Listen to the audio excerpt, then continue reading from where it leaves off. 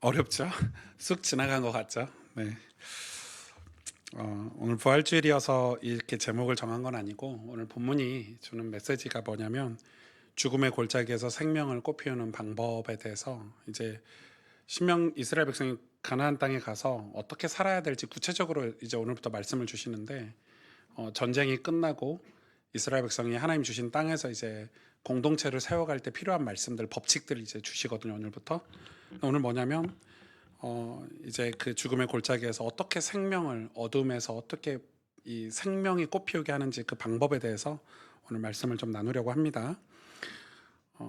오늘은 이 사망 권세를 이기시고 다시 사신 예수 그리스도의 부활을 기념하는 복된 그런 이 부활 주일입니다. 저는 이 부활주일 이런 게 이 절기가 엄청 중요하다는 건 알고 있어요. 목사니까 당연히. 또 보수 교단에서 신학을 공부해 가지고 이 절기가 엄청 예민해요. 근데 생각보다 저희 교회는 절기를 예민하게 지키진 않죠. 제가 좀 고민이 있었어요. 그 절기에 대해서 좀 고민이 많았고, 우리가 이 절기를 지킨다는 게 단순히 예를 들어서 이런 거죠. 아, 예수님이 부활하셨대. 예수님이 진짜 부활하셨대. 그래서 막 찬송도 하고 찬양 집회도 하고 막 행사도 해요. 근데 그 행사 끝나고 나면 그 부활하신 주님과 아무런 상관없는 다시 원위치의 삶을 너무 많이 경험을 한 거예요. 저는 우리 교회가 이 부활하신 주님을 진짜 만나는 게 성령의 역사잖아요. 이론이 아니잖아요. 이론은 다 알죠.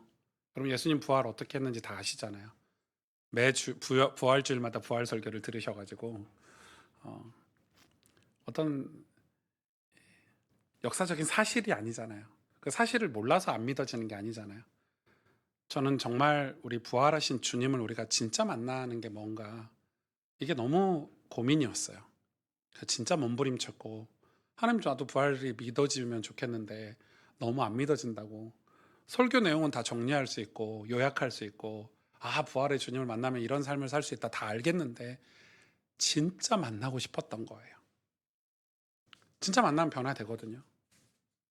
진짜 경험하면 그 부활의 영향력이 내 삶에서 드러나게 돼 있는데, 그래서 저는 이 부활, 예수 부활하셨네 이 고백이 우리의 심령, 마음과 우리의 가정, 우리가 살아가는 삶의 터전에서 생명의 능력이 되기를 원해요. 그러면 우리가 이제 은혜를 좀 받아야 되겠는데, 여러분 지난주에 무슨 말씀이었죠? 전쟁에 관한 말씀이었죠. 이제 적들과 악한 영들과 이미 가나안 땅에 자리 잡고 있는 우상들과 전쟁을 해야 돼요. 치열하게 전쟁을 해서 승리하셨어요.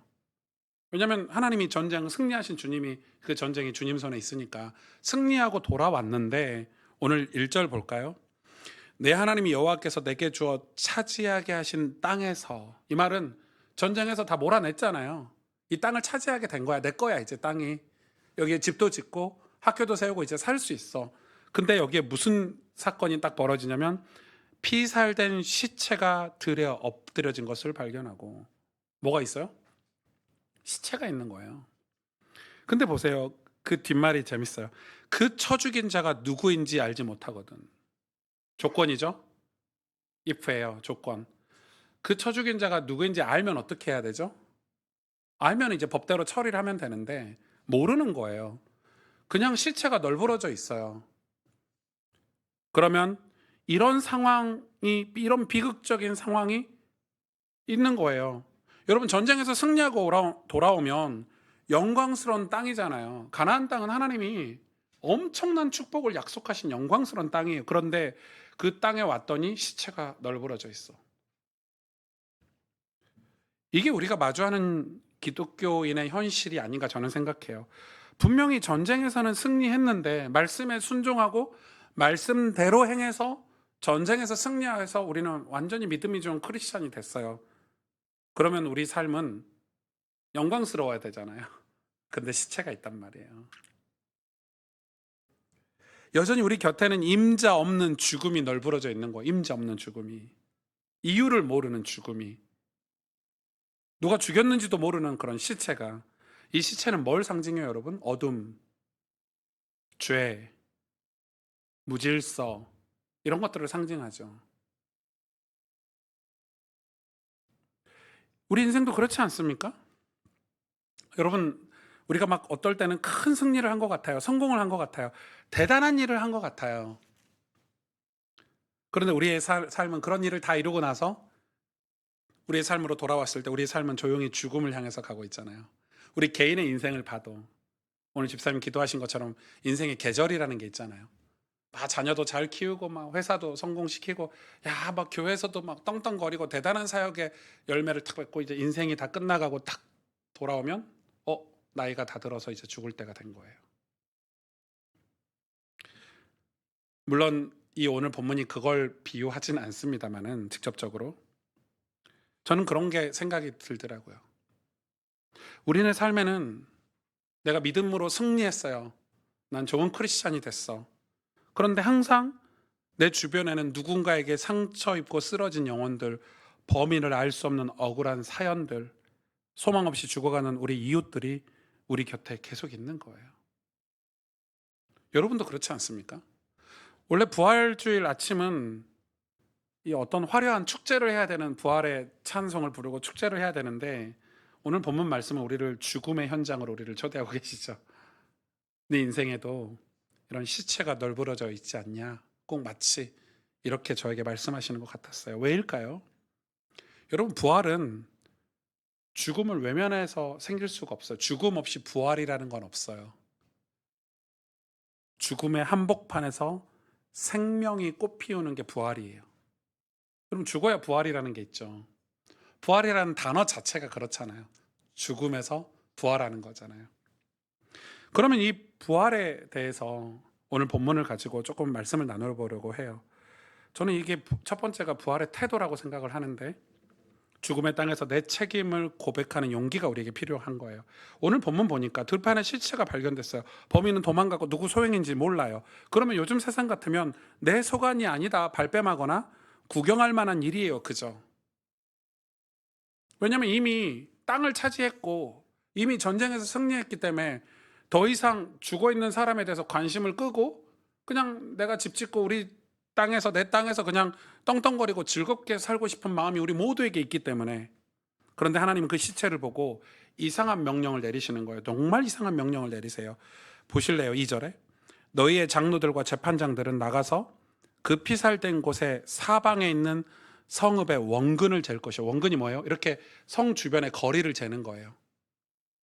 성으로부터 5m냐 10m냐 이렇게 원근이죠. 그리고 3절에 아주 재밌는 거예요. 그러니까 이 시체와 제일 가까운 성읍을 찾는 거예요. 3절에 그 피살된 곳에서 제일 가까운 성읍의 장로들이 그 성읍에서 아직 부리지 아니했다는 것은 일을 안 시켰다는 거예요. 멍에를 매지 아니한, 그러니까 어떤 거예요? 흠없는 암송아지죠. 레위기 말씀대로 흠없는 암송아지를 취하여서 이렇게 얘기해요. 저는 그냥 이 말씀이 너무 재밌잖아요. 시체가 있는데 이제 각 성의 장로들을 다 재판장에 소집을 해요. 재판관이. 그래서 줄자로 재는 거예요. 이 시체와 가장 가까운 성읍을 찾아요. 그러면 그 성읍에게 뭘 맡겨요? 이 시체를 맡기는 거예요. 우리 같으면 서로 그걸 처리 안 하려고 줄자를 디테일하게 재겠죠. 근데 이때 은혜 받은 하나님의 백성들은 서로 자기가 차지하려고 반대로 할 것 같아요. 제 생각에. 아닌가? 근데 그 정도로 거리를 재서 가까운 성읍 책임이다, 이 말은 서로 책임을 미룬다가 아니라 내 이웃을 상징하는 거예요. 내 일이라는 거예요. 내 이웃의 일이라는 거예요. 성도 여러분, 이게 부활을 믿는 자들의 태도죠. 태도. 세상은 내 탓이야, 내 탓이 아니야, 이거 내가 감당할 일이 아니야, 내가 왜 이것까지 신경 써야 돼?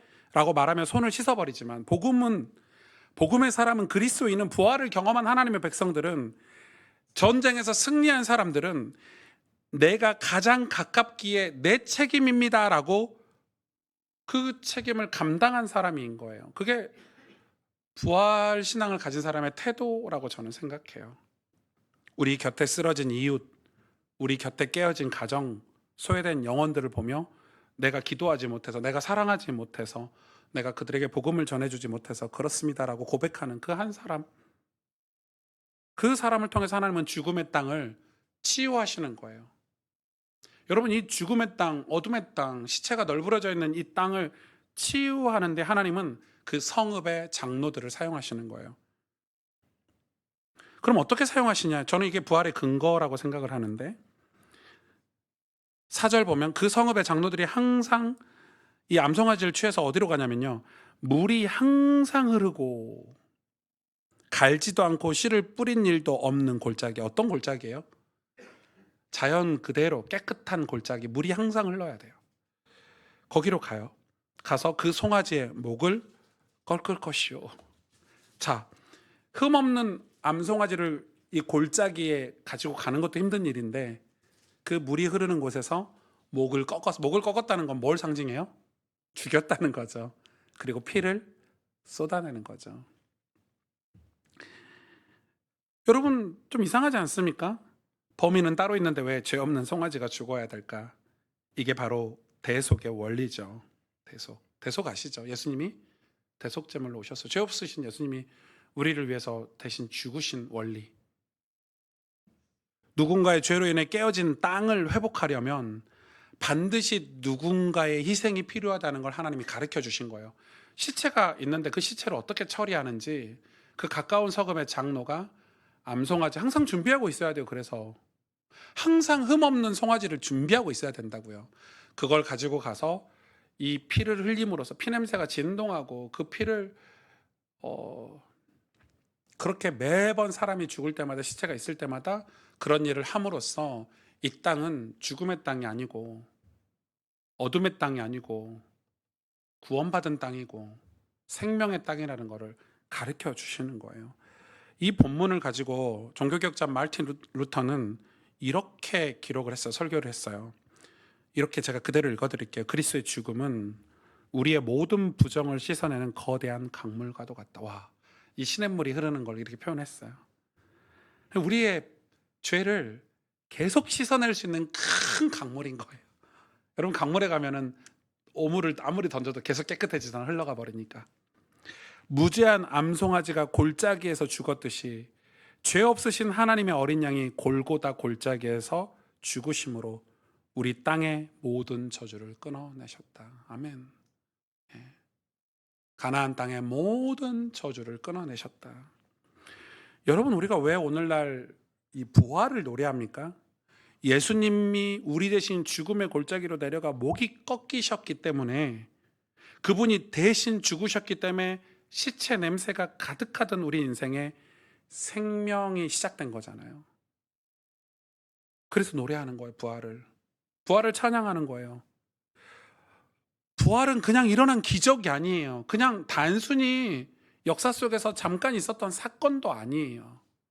하나님이 창세기부터 1장부터 우리 인간이 죄 지을 때부터 계획하시고 우리를 구원하시려고 약속하신 약속이 일어나는 일이에요. 여러분, 이건 기적이라는 단어로도 설명하기가 어려워요. 성경을 아는 분들이라면. 우리를 대신해 죽기까지 사랑하신 그 대속의 사랑이 성취된 거기 때문에, 하나님은 그런 이스라엘 백성들 공동체 안에 이런 장치를 만들어 두심으로써 시체가 널브러진 땅이 아니라 이제는 그 피가 흘러서 경각심을 주는 거기도 하지만은 새로운 땅으로, 하나님 나라로 바꿔 가시는 거죠. 그런 우리는 이 일을 가지고 어떻게 우리 삶에 실천할 수 있을까? 부활의 실천이에요. 이 제사장들은 그리고 나서 손을 씻었어요.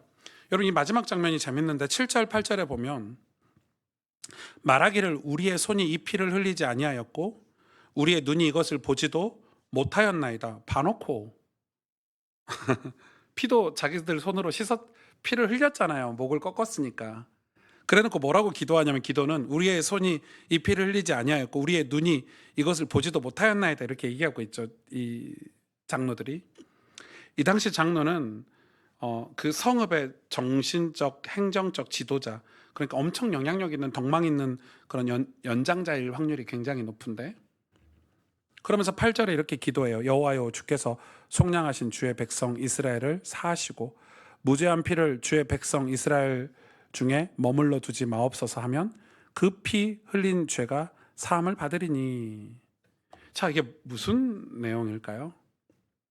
이건 약간 우리가 생각할 때 너무 뻔뻔한 거 아닌가. 저는 이게 이런 고백으로 바꿀 수 있을 것 같아요. 좀 어려운 단어인데 이거를 우리 언어로 좀 바꾸면, 주님, 이제 이 무죄한 짐승의 죽음으로 우리 땅의 죄가 씻겼음을 믿습니다. 더 이상 내 손에 죄가 있지 않습니다. 더 이상 우리의 눈으로 이게 본 게 아닙니다. 이제 우리는 이 죽음의 그늘에서 벗어나 정결하게 살고 싶습니다. 소망이죠. 여러분, 이렇게 암송아지 죽여서 피 흘리고 걱정 근심이 아니라 소망이 생긴 거예요. 기도함으로 하나님, 죄가 자꾸 씻겨 나가기를 원합니다. 시체가 10구, 20구에서 5구로 줄고 1구로 줄고, 이제 성읍들이 그런 이 암송아지를 죽여서 피 흘리는 일을 함으로써 모든 가나안 땅에 정착하는 이스라엘 백성들이 이제 죽음이 아니라, 사망이 아니라 부활의 신앙을 가지고 살 수 있도록 이런 기도를 한 거죠. 소망이 생기는 거예요. 여러분, 이런 일 하나 자체가 그렇게 중요한 거죠. 그런데 저는 오늘 본문 9절이 너무너무 제 마음에 설교할 때 와닿았어요. 우리 9절 같이 읽어볼까요? 시작. 너는 이와 같이 여호와께서 보시기에 정직한 일을 행하여 무죄한 자의 피를 흘림 죄를 너희 중에서 제할지니라. 아멘. 너희 중에 이런 살인이 없어지도록, 이런 시체가 널브러져 있지 않도록 뭐 하라고 얘기하냐면, 이와 같이 여호와께서 보시기에 정직한 일을 행하래요. 이와 같이 여호와께서 보시기에 정직한 일이 뭡니까? 제일 가까운 성읍에서 흠없는 암송아지를 피 흘려 죽임으로 그 죄를 사하는 거죠. 그게 정직한 일이래. 이와 같이 정직한 일. 그러니까 하나님이 명령하신 이 죄사함의 원리를 그대로 하나님 앞에서 할 때, 여러분, 무죄한 자의 피 흘린 죄를 너희 중에 제한다, 이렇게 얘기하고, 이걸 누가 하셨어요? 예수님이 하셨잖아요. 예수님이 이 땅에 오셔서 말씀 그대로 공생의 사역을 하시고 예언된 그대로 3일 동안 고통을 당하시고 정직하게 행하셨잖아요. 아주 정직하게 말씀이 예언한 그대로 예수님이 정직하게 단 하나도 예언의 말씀을 외면하지 아니하시고 스킵하지 아니하시고 그대로 십자가에 죽으시고 말씀 그대로 부활하신 우리 주님, 그것 때문에 무죄한 죄, 우리잖아요. 우리가 시체잖아요, 여러분. 우리가 냄새나는 시체 인생 아닙니까? 우리의 죄를 다 제하여 주신 거잖아요. 아멘. 아멘.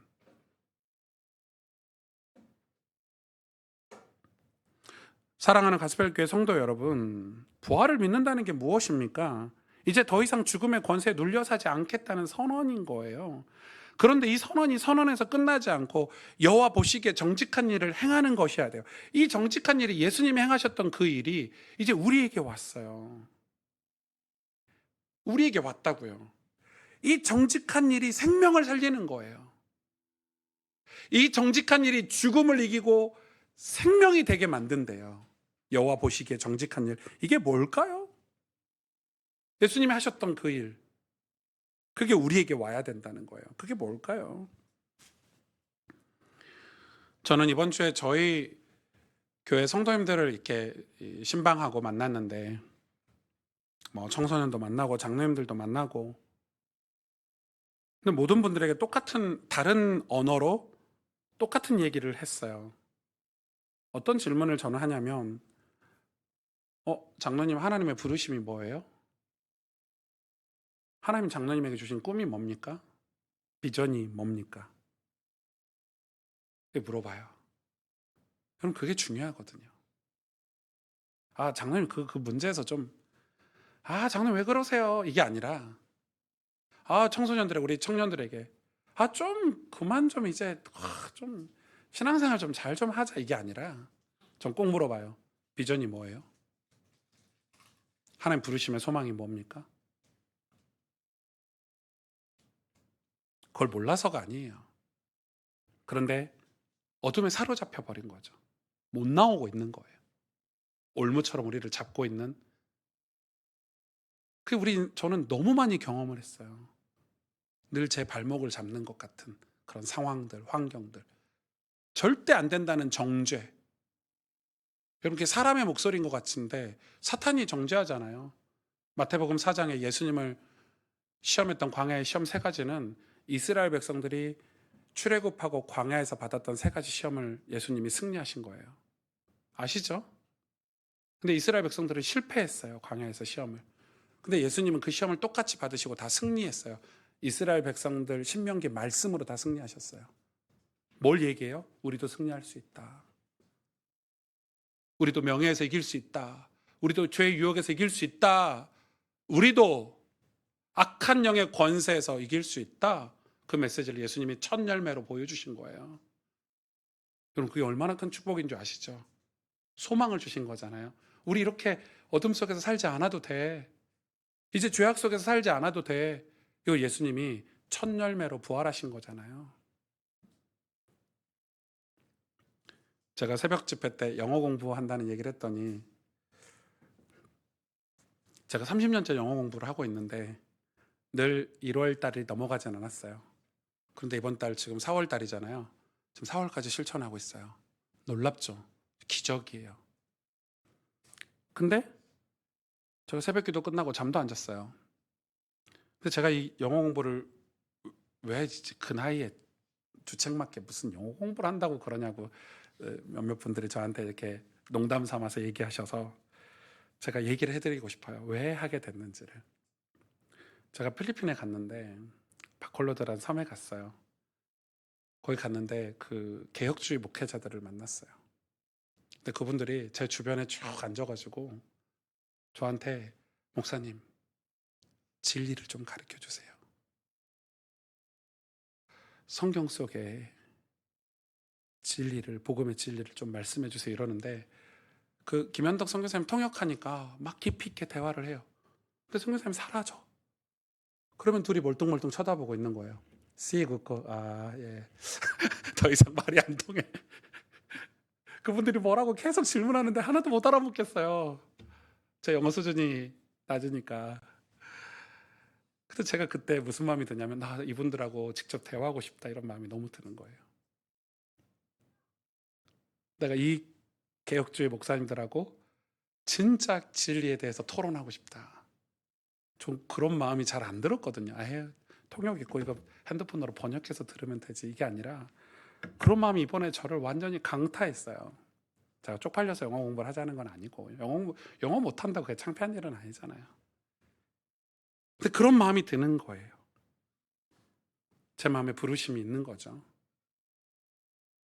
여러분, 저에게 하나님 비전을 주신 거 맞잖아요, 그게. 왜? 제가 지금까지 3개월 동안 하고 있으니까. 하루도 빠짐없이.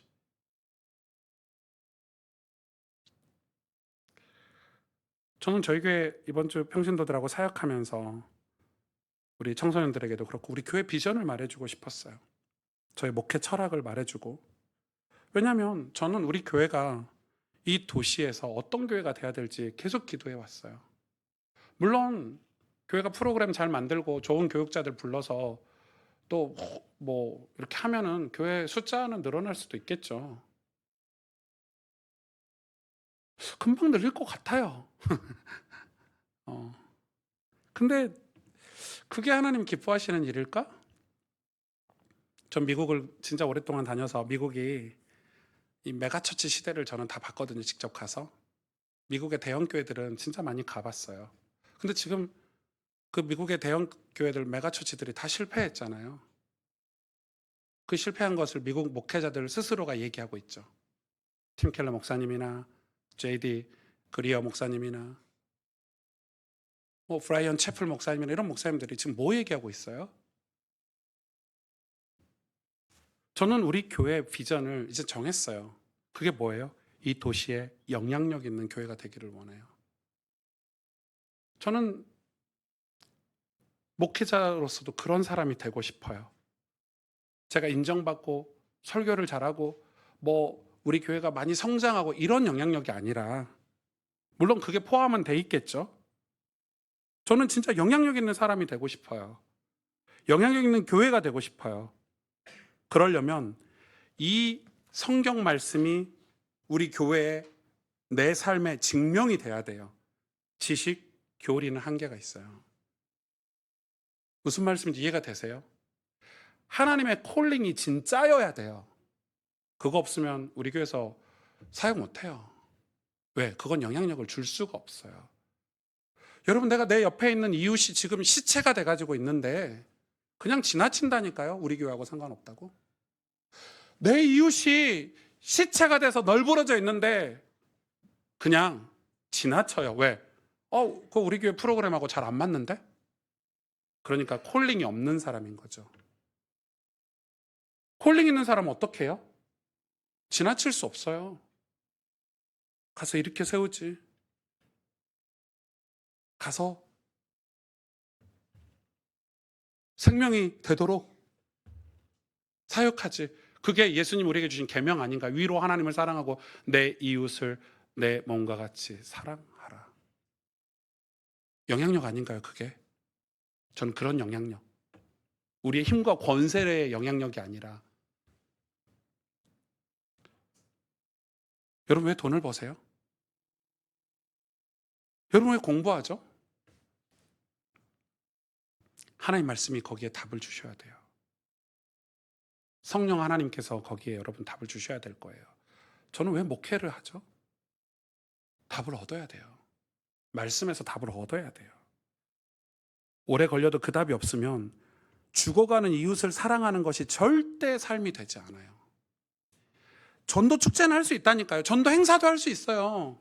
나 목사니까 전도해. 할 수 있다니까, 직업적으로. 직업 아니잖아요, 이거는. 지금 여러분 우리가 얘기하는 이 영향력이 직업인가요? 아니잖아요. 하나님 나라가 직업으로 이루는 건가요? 아니잖아요. 프로그램으로 이루는 거예요? 그럼 저는 우리 교회 프로그램 다 돌릴 거예요. 계속 프로그램 돌리면 되죠. 아니잖아요. 영향력이잖아요. 콜링이잖아요. 하나님 나를 왜 부르셨지? 그게 내 삶이 돼야 되잖아요. 내 삶이 돼야 이 도시를 살릴 수 있어요. 내 삶이 돼야 우리 가정을 살릴 수 있어요. 가정 복음화요? 이 콜링 없으면 못합니다. 계속 손해보는 짓인데, 계속 에너지 빨리는 짓인데 누가 해요? 우리 주일학교 사역 누가 해요? 콜링 없이 못해요. 영향력. 저에게 비브리지가 그런 거예요. 저에게 지역 예배가 그런 거예요. 대충 하지 않아요. 그래서 성실하게 해요. 왜요? 영향력을 생각하는 거예요. 하나님이 우리에게 맡겨주신 땅, 우리에게 맡겨주신 영혼들. 우리 교회 평신도 리더십인 운영위원회가 세워졌어요. 이 일 하라고 세운 거예요. 이 일 하라고. 이거 하라고. 이거 행정 감당해 주시라고. 이 일 하도록 하나님이 세우셨다고 저는 믿어요. 아멘. 아멘. 지난주 우리 청년들이 멘토들하고 자리했더라고요. 우리 청년들이 이제 조금 이렇게 눈이 열리셔가지고 우리 청년들한테 좋은 멘토들과 이제 청년들이 어떤 삶을 준비하고 살아야 될지 되게 좋았다고 그래요. 그럼 청년들만 필요한가요? 청소년들은요? 초등부 아이들은 안 필요한가요? 저는 우리 다음 세대가 뜨겁게 되길 바래요. 운영위원회가 그 일을 하셔야 돼요. 그러니까 우리는 우리 가정과 일터에서 부활의 증인으로 살 수 있어야 돼요. 그게 기독교예요. 행사가 아니라 우리가 부활이 진짜 믿어지는 사람으로 사는 게 기독교예요. 아닌가요? 그거 맞잖아요.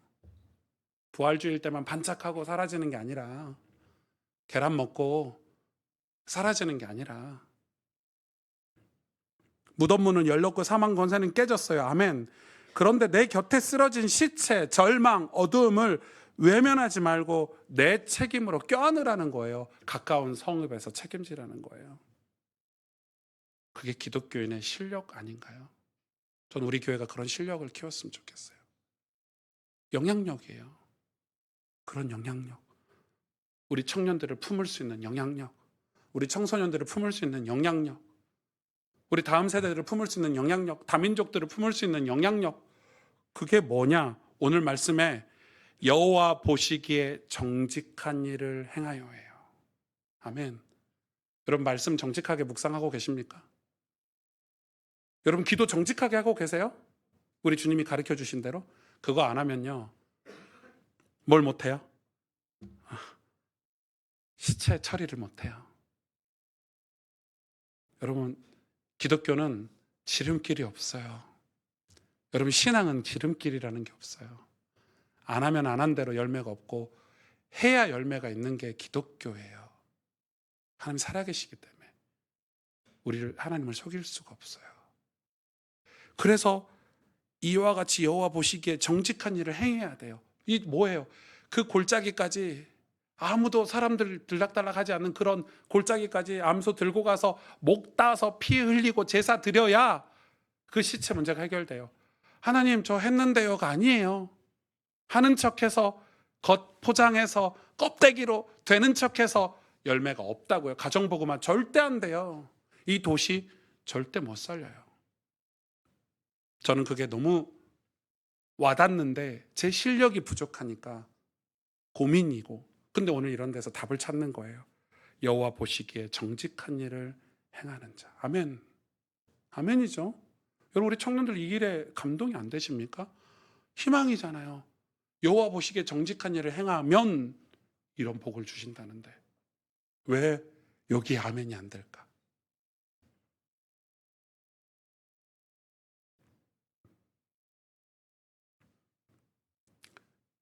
이거는 1부 때는 안 했던 내용인데 2부 때는 보너스로. 제 후배가 결혼을 했는데 결혼을 아주 잘했어요. 근데 후배가 몸무게가 120kg가 넘어가. 와이프가 후배 살을 빼주겠다 마음을 먹었어요. 건강을 위해서. 그래서 저녁에는 밖에서 먹지 말고 집에 와서 먹어라. 그리고 밥통에 밥이 많이 있으면 2공기, 3공기 먹으니까 밥을 딱 반 공기만 한 거예요. 더 이상 먹을 수 없게. 그래 그렇게 한 달, 2달 지나고 매일 저녁 반 공기만 먹으면 살이 빠져야 되잖아요. 여러분 매일 반 공기, 저녁 반 공기 먹으면 살이 빠져요. 근데 그 친구 살이 더 쪘어요. 왜 쪘을까? 우리가 모두가 의아했어요. 이 친구가 처음에는 와이프가 밥 해준다니까 신나서 집에 갔더니 밥이 반 공기밖에 없는 거야.